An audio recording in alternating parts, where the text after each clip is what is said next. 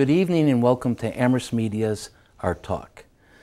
Today I'm very happy to have with us a photographer and artist from the New York, New Jersey area, currently living in New Jersey, Jersey City, Mike Lindwasser. Mike, welcome to the show. Thank you for having me. Oh, thank you for agreeing to bring up your beautiful work. Some of the things that we try to talk in the show is to get a little bit of a sense of influences before we get into your work, okay? So you grew up in Lower East Side, is that true? I actually grew up in Queens, in Forest Hills. Oh, I was misinformed. So what was that like for you? What kind of influences do you think that brought into your work? It was a great neighborhood. It was a diverse group of people. But a lot of influence growing up there came from my family. Come from a family of artists. My father has been a professional painter for all his life. And my mother started in fashion design. So between the two of them, you know, creativity was very, very encouraged in my home growing up. And I also have other relatives, a cousin of mine, Linda Svensson, who was a photographer for 40 years. And you can't help but be influenced by, I'm sure, not only the works on the walls, but you probably were taken to art shows. And oh, sure. Growing up in the New York area, and even in Queens, it was a short train ride to the city, so I was taken all the time to museums, the Museum of Modern Art, the Met, the Guggenheim, as well as you know, regular art galleries in Chelsea or Tribeca, the Lower East Side. So when did you take to did you do any artwork before you decided on camera work, or when did you finally decide on doing photography, experimenting with photography? Well, like I said, I was always really visual, but photography on a serious basis didn't really start for me until I started attending high school in Long Island City at Robert F. Wagner, the Institute for Arts and Technology. It was an alternative type of school, which was great for me. It was very arts and technology oriented, and on Wednesdays they'd have a studio day, which was, in the second half of the day you were able to decide anything you'd like to do, and I decided to take a black and white course and instantly fell in love with it. And within, you know, months I had bought a professional camera, a Nikon fully manual camera, and started taking pictures every day and printing dark and black and white photos at the age of 14. And so because of your experience at the school with the studio work, yes, you were able to get the dark room? I had complete darkroom access. There was a regular photo teacher as well as two other teachers that would come in on Wednesdays to work with us. We'd get to work in the darkroom for 3 or 4 hours, learning how to process our own film as well as print it. And they encouraged creativity. I learned how to come up with ideas for photos. I started mostly, in the beginning, I really like photographing a lot of people, working with photojournalism as well as portraiture. But my work, as you've seen in the show, has kind of evolved since then. Yeah. And after doing photography on a very serious basis for 4 years in high school, and I actually had 2 exhibitions while in high school at the high school. One was just a group show that wasn't, you know, it was just our best work. But senior year, 9/11 hit, and we did a show on 9/11 and tried to raise money to contribute. Okay, I read about that and I was kind of curious. Me and a friend of mine, Shauna Nash, we went around to some firehouses, took photos, we did audio interviews with some firemen. And we also went to, I went down to Ground Zero about 2 days after it happened. And we had an exhibition up there, and it's very emotional. There was one of our people who worked at our school, her son was a fireman who had died in that, so. It was a very emotional exhibition, and a very emotional time for everyone living in the city and around the country and around the world. That's for sure. And I see where you ended up going to the School of Visual Arts of New York. Mm-hmm. Did you stay with the photojournalism? Is that one of your reasons for going there? Or? Yeah, I had applied and got accepted to several colleges, but I decided to stay close to home and attend the School of Visual Arts, which was located in Manhattan. The photo building was right in the heart of the city. I was on 23rd and 3rd, so it was, you know, a great place to be visually and socially, you know. When I first started attending there,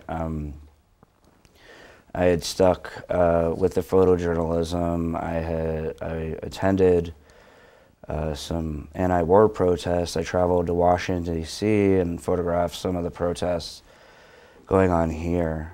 And that was part of my freshman project, and I moved on to portraiture after that. And it was really after I left school that I really kind of found my way, which was bizarre.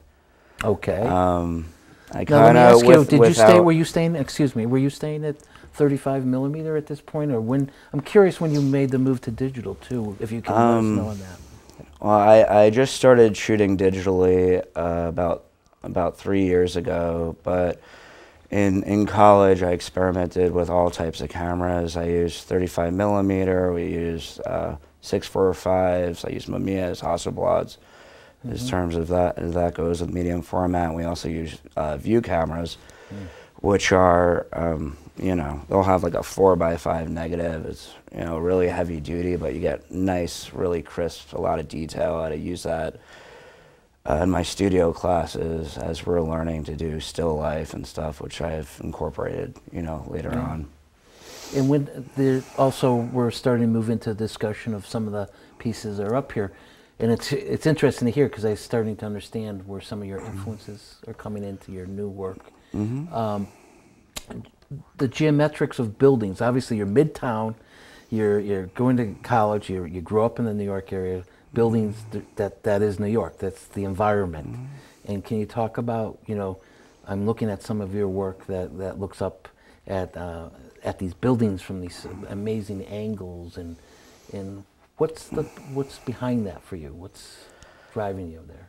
Well, I find architecture to be, you know, not only, you know, it's, you know, interesting, it's visually pleasing, and these buildings have been surrounding me my entire life and seem endless, with the possibility of angles, with the possibility of color, with the possibility of texture, and the way I can go about viewing them. If I want to shoot, you know, looking either completely straight up or coming from the side or concentrating on a specific part of the building or concentrating on it as a whole. But what I feel really makes some of my architecture, you know, interesting in the way it looks is it's all shot during at night. I'm using, you know, long exposures, and it creates some vibrance in the colors that you wouldn't normally get. And I'm just using, you know, available light, street lamps and such.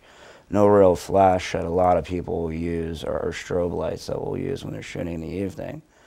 And that really started on a trip I took to Mexico in 2007. For the first part of the trip, I was doing, you know, my normal shooting, just kind of walking around and taking pictures during the day of, you know, people, asking people to take portraits, taking pictures of, you know, interesting things that I saw, the texture on the wall or the beach. And then I decided, you know, to just try it at night. And I didn't have a tripod with me, so I was using pretty much anything I can find. I'd balance it on the floor, I'd balance it on a garbage can if I could find it. I'd plant it on a building and use that for support, because I wouldn't be able to hold it handheld because, you know, the exposure is so long it would be out of focus. And the photos were, you know, I was so happy with them. I just been continuing with the same type of technique since that trip, which has evolved quite a bit, ranging from landscape to architecture to using multiple exposures, layering pictures, and kind of giving them almost a feeling of a painting at times. So let me ask you, on the exhibit that we have here, are any of the ones from that trip to Mexico? There aren't, but I returned to Mexico in the spring of 2000 and 2009.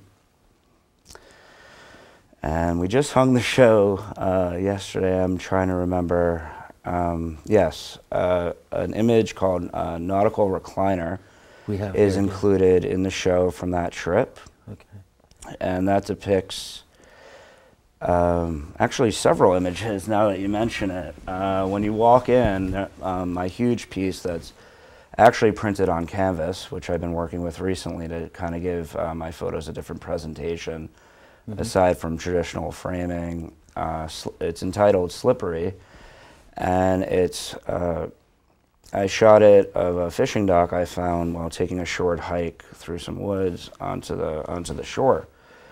And the angle is so extreme, and just the colors, there's like magentas and the greens of the ocean, and the texture of the image.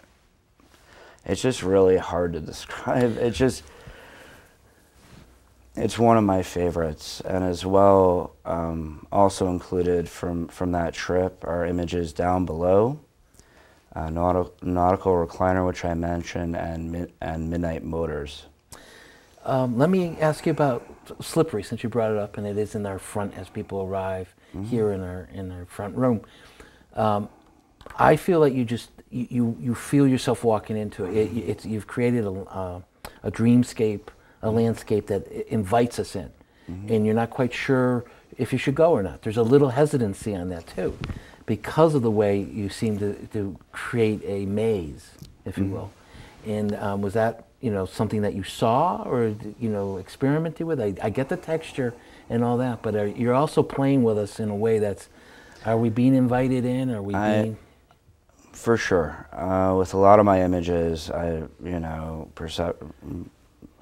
manipulating perception's a fun part of it, and inviting people into it, seeing it from a distance and not being quite sure what it is, and having to take a closer look.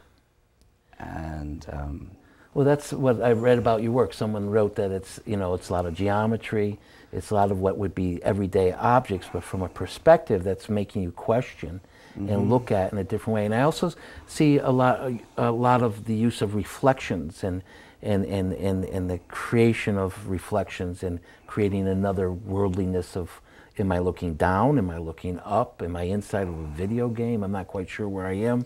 I'm talking about Locked, for instance, which is in the back room here. And Locked you see the lock on the door, but you're not quite sure how you're getting in, or you're already in it, but you're not sure if you're looking down. You really turn perspective on us a lot. Sure. I invite people in not only through reflection, but in that image, there's a number of shadows and complexities that I enjoy. Oh, I know you enjoy it. You have to. And everyone that's been in and seen it so far has commented, like, they're drawn back to it. It's like I mentioned to you before, a lot of paintings people will drift by. There's a pace. What I'm finding here is people start with the pace and they come back.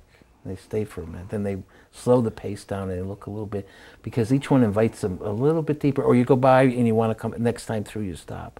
And one comes to mind, the yellow, double yellow.